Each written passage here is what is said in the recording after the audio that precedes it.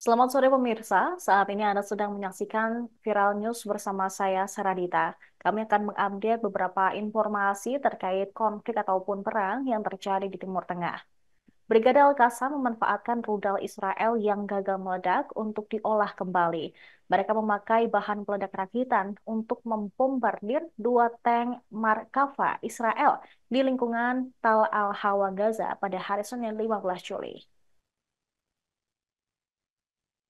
Sayap militer Hamas mengumumkan semua tentara Israel di kedua tank tersebut tewas dan ada pula yang terluka. Bahan peledak rakitan itu dilaporkan berasal dari rudal Israel yang diluncurkan ke Gaza tetapi tidak meledak. Operasi Al-Qassam juga dilakukan pada hari yang sama ketika tentara Israel mengakui mereka menghadapi kekurangan tank dan amunisi dalam perangnya di Gaza. Tank Merkava dikelilingi oleh sejumlah tentara pendudukan Israel. Serangan itu menyebabkan mereka tewas dan ada pula yang terluka di dekat Bundaran 17 di lingkungan Tal Al-Hawa, selatan kota Gaza.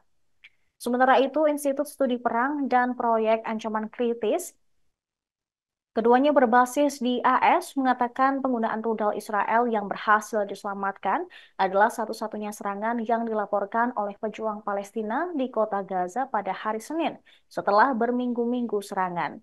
Di selatan kota Gaza, pejuang Jihad Islam Palestina menggunakan mortir terhadap unit Israel yang dikerahkan di koridor Netzarim dan di selatan kota Rafah.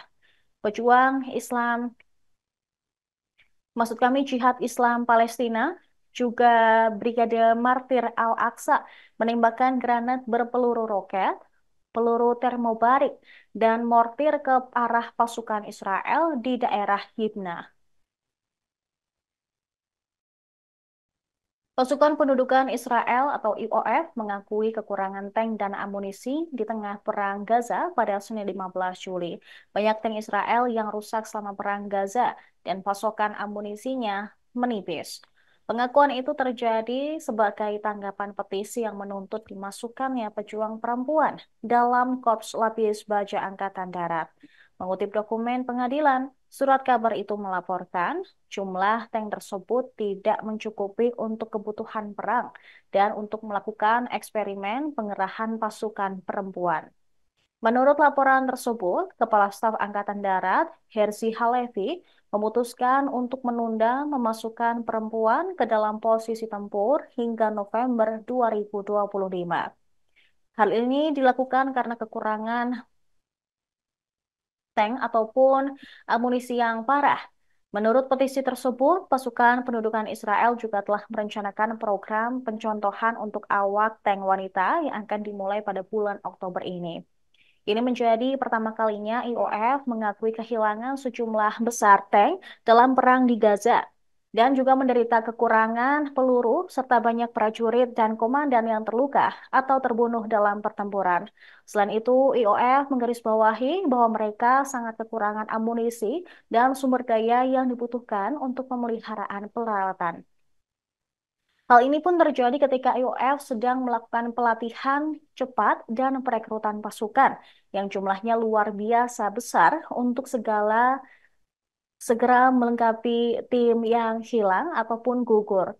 Namun mereka karena pertempuran yang sedang berlangsung di semua lini, tidak ada cukup perhatian komando untuk mendukung program tersebut.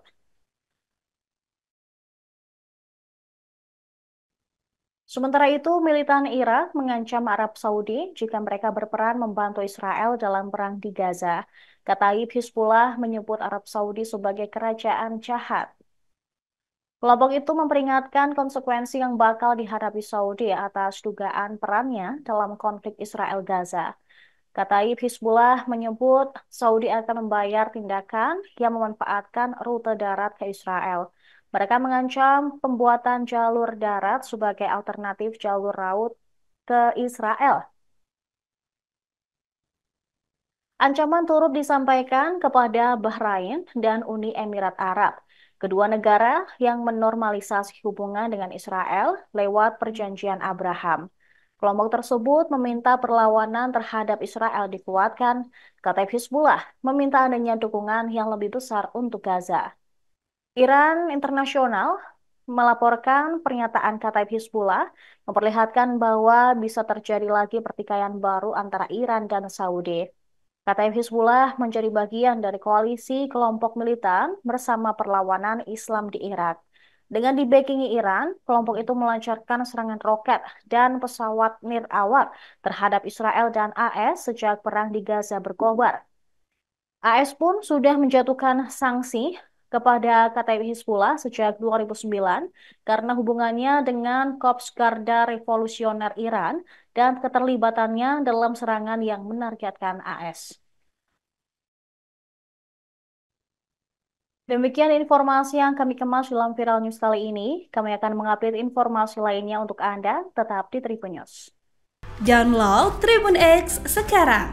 Menghadirkan lokal menjadi Indonesia.